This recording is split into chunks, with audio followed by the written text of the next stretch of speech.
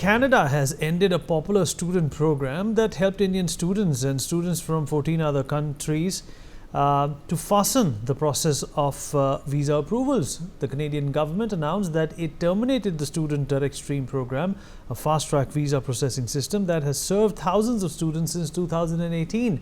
Present data from the Indian High Commission estimates that around 4,27,000 students are studying in Canada. Although Canada has not given a firm reason for this particular move, it comes amidst an escalated tiff or tension with India over the Khalistan issue.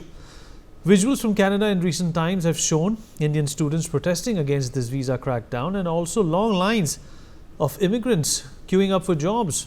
So is it time for Indian students who contribute over $10 billion to Canada to exit the country and focus elsewhere? How do we achieve this major exit, considering the fact that lakhs of students have hoped to live the Canadian dream? Well, this is the reality of this Canadian dream. It's not coming true. We'll talk about this with our guest. Joining us on the platform is Ambassador Pradeep Kapoor, former diplomat. Dr. Jayajit Bhattacharya, President of CDEPR, is also with us on the program. Pathikrit Payan, geopolitical analyst, is also joining us. And last but by no means the least, Mr. Ramneek Singh Maan, political commentator, also joins us on the show. Pathikrit, I'm going to begin with you. Well, we've debated almost every aspect of what's happening between India and Canada. We have talked about every back and forth that has taken place. You know, right from the hypocrisy that Canada has shown towards India and right down to the treatment that has been meted out to our diplomats, it's become very, very ugly. Is this something which is related, according to you, or connected to the friction and tension between India? Or do you think this is perhaps just a move that they have made for their own benefit, and it just happens to be that it will affect Indian students? What do you make of this? Good evening. First and foremost, I think that this has a lot to do with internal issues of Canada, because there's a huge housing crisis that's going on. That's one. But if it is connected in some way to students of India, primarily because of the geopolitical tensions, I would not be surprised. But I think it's a blessing, and not even a blessing in disguise. I think it's a real blessing. Let me tell you 3-4 examples for that. First and foremost, it is a reality that a lot of Indian students go to Canada. But Canada is not one of the top destinations where one should go for education. It can be somewhere else. There are many who actually go there just for the sake of getting some kind of a PR status, which is fine. But if you actually want to go and if you can afford, go somewhere else. There are many other countries which have quality education much better than Canada. And at the same time, let me tell you what is happening especially in states like Punjab, where actually it's such a promising state with a legacy, with a great history. I find it very sad when we hear incidents where people are selling off their land just to go to Canada. If someone says it's because of job opportunities, well, it is not really so. Job opportunities in Canada is extremely limited. It might get even more limited in future. And let me give you a personal example. I know there's a friend of mine, I don't want to name him. His son is doing a BBA course in Canada for almost 80 to 90 lakhs, something that you can do in India for 4 to 5 lakhs. And my friend is logging day in and day out just to ensure that his son does not take the loan and he pays it off. Of course, there are other associated expenditures for housing and everything else. So it's prohibitively expensive, and the opportunities that you get is not if you see those examples of long queues of just for the sake of getting a job for a waiter or a bartender, it's an indication. There are incidents of the number of suicides. There are incidents of people actually body bags coming back every month. So there are unfortunate incidents which don't come into the highlight. And on many occasions, my last point, Vineet, many of the students are forced to take a line against India just by the strong cabal and the syndicates there. Otherwise, it becomes very difficult for them to survive. So for me, I think it is a great opportunity. If you want to study abroad, nothing wrong in that. I have also studied abroad. Go somewhere else, which is a better place with a better prospect. Or else, please stay in India and study here. There are enough opportunities. If somebody says that there are not much opportunities in India, well, I think there is a problem with the mental blockage.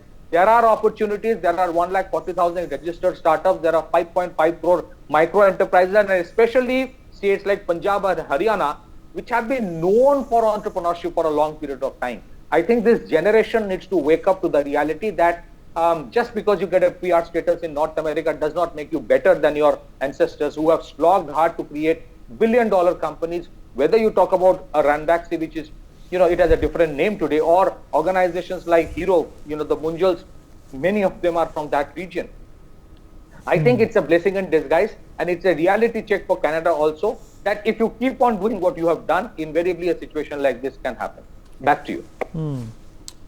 Mr. Bhattacharya, what's your assessment of the situation? And let me also tell you that very recently, about a week, 10 days ago, another enemy of our country, Harsh Dalla, was arrested in an encounter in Canada, thus cementing the fact that these people are there. Perhaps there is internal pressure now being mounted on the RCMP as well, to actually realize and admit that there have been people who have been plotting against India, trying to malign India's reputation, and trying to in fact engage in activities which are detrimental to India. But there seems to be a disconnect of the Trudeau government when it comes to the actual realities which are shaping the relationship between these two countries. So, as Patrick said, that this is a combination of an anti-India stance, which they have made it very public, it's very obvious, and also a misgovernance from the Canada side, because there is no other term for it. Because if you look at the issue that they're dealing with, they're trying to reduce the pressure on housing, and they're claiming that international students is leading to a housing crisis.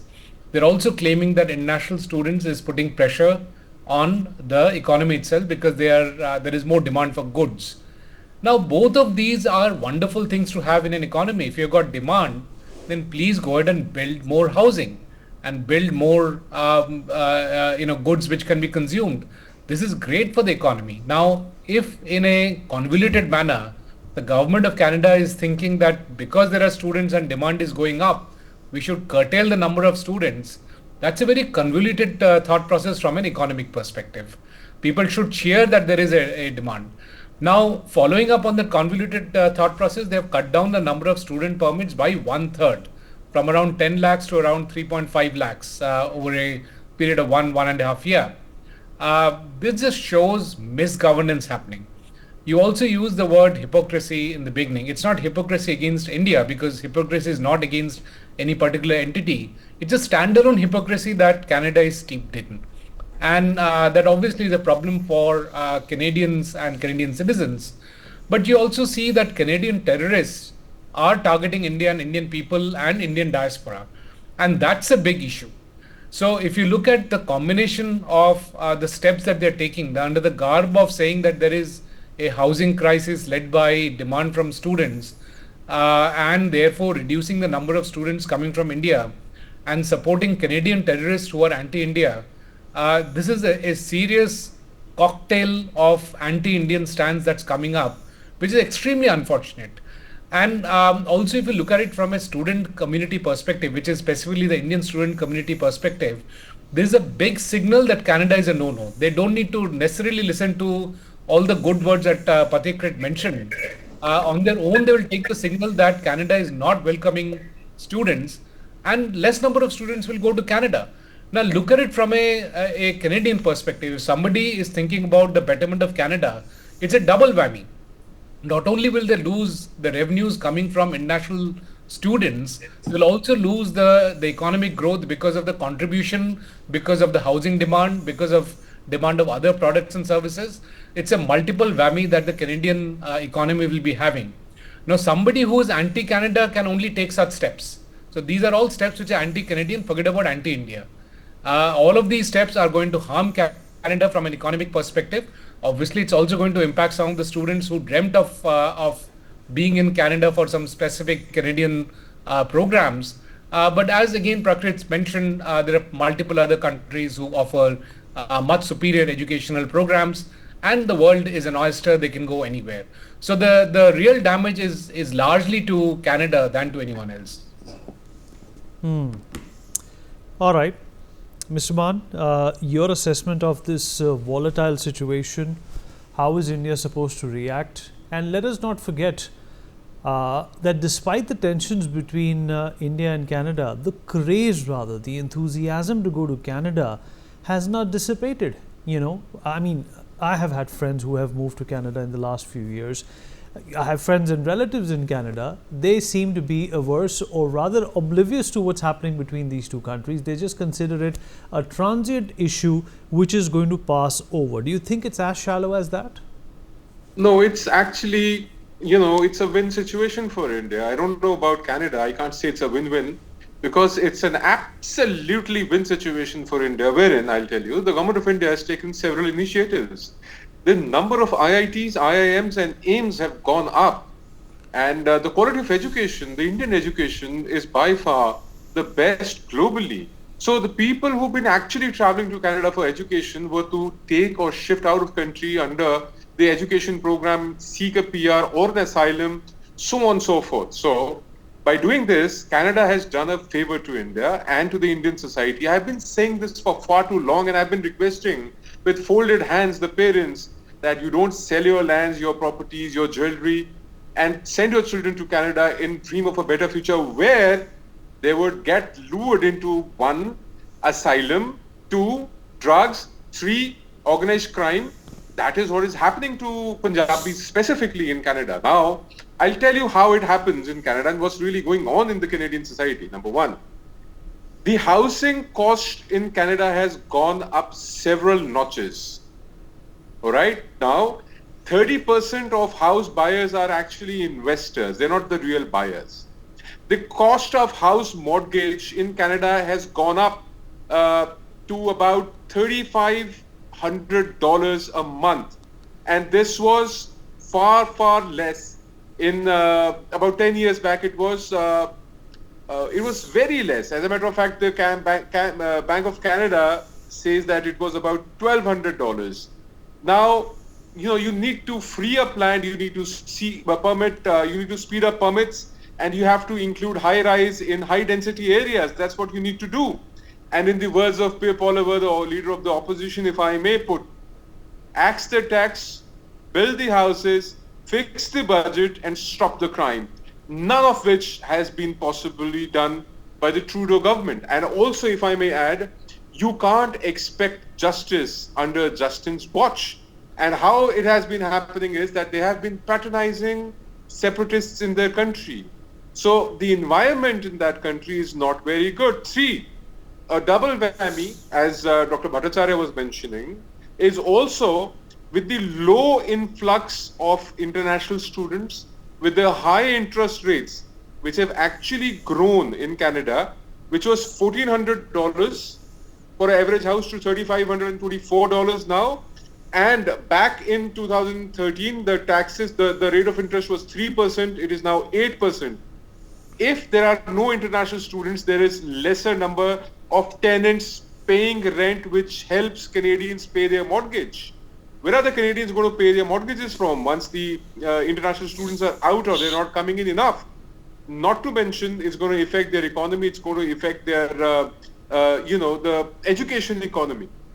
So there have been a lot of problems, but what Canada needs to focus now is, rather than getting into a diplomatic spat with India, they should, one, try to deport the criminals that we've been asking for, very specifically 26 requests for deportation, 29 requests for arrest.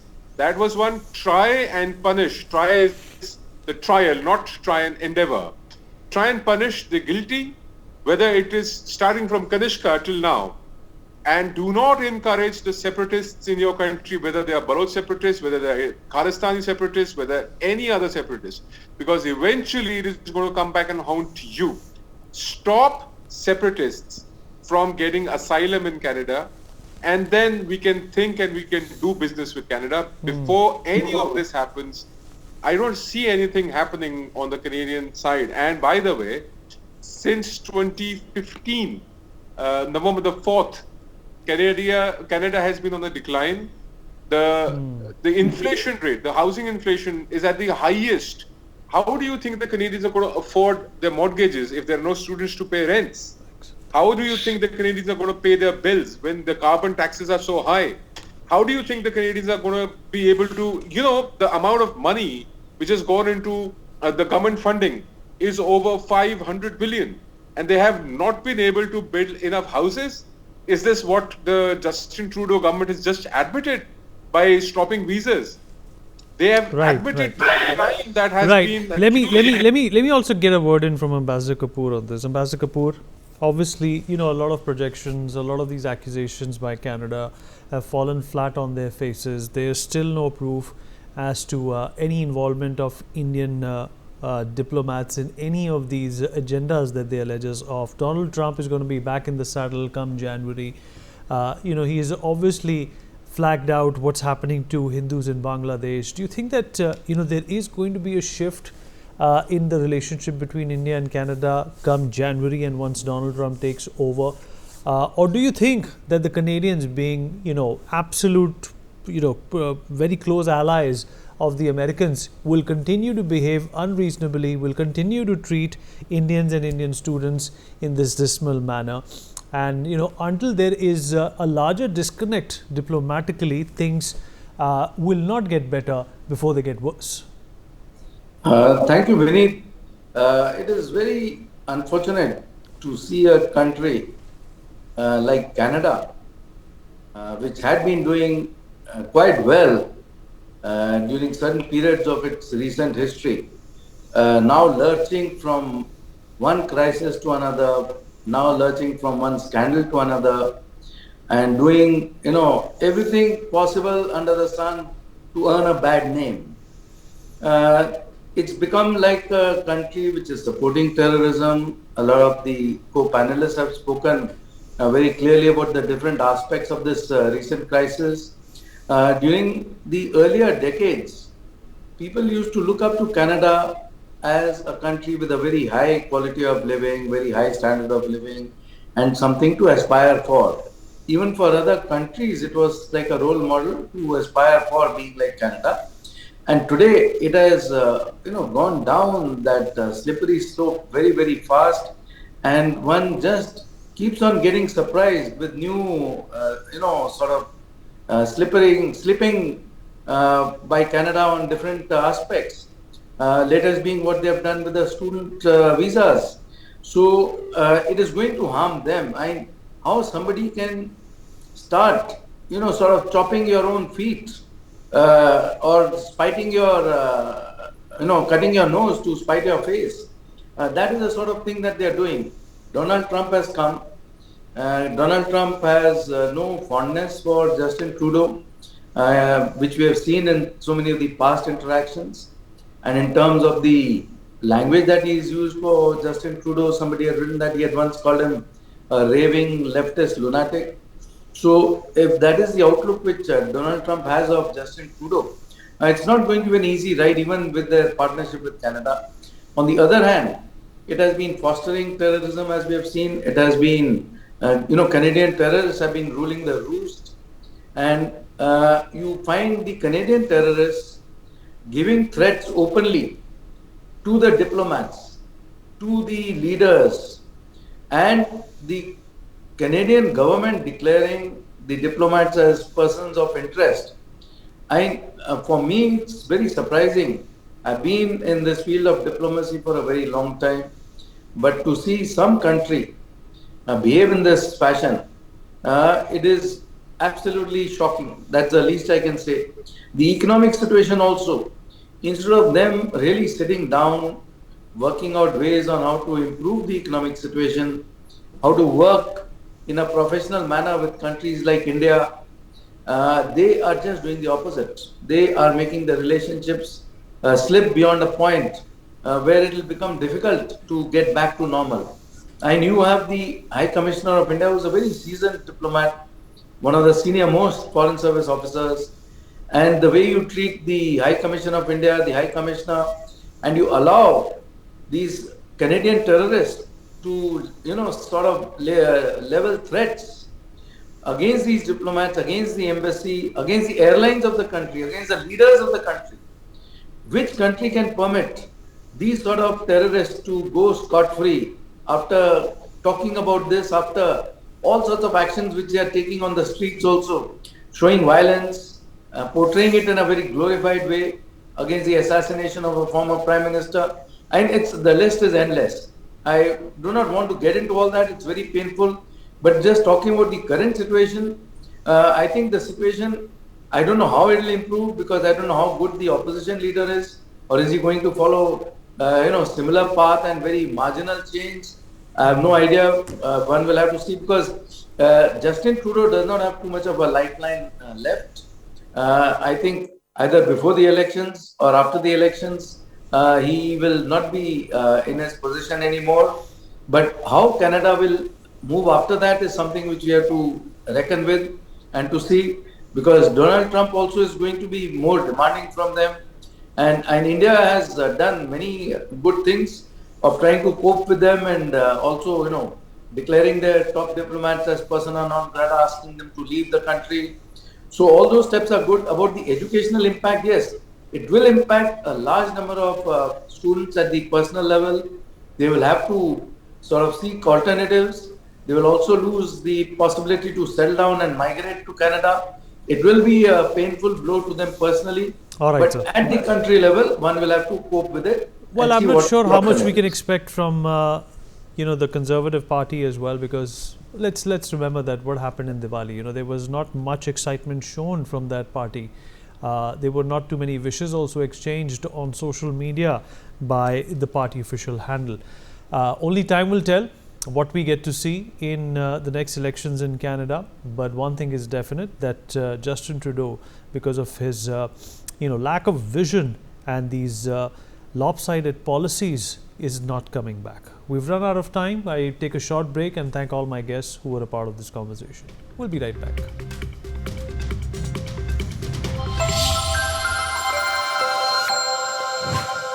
For more such videos, subscribe to the NewsX YouTube channel, hit the bell icon.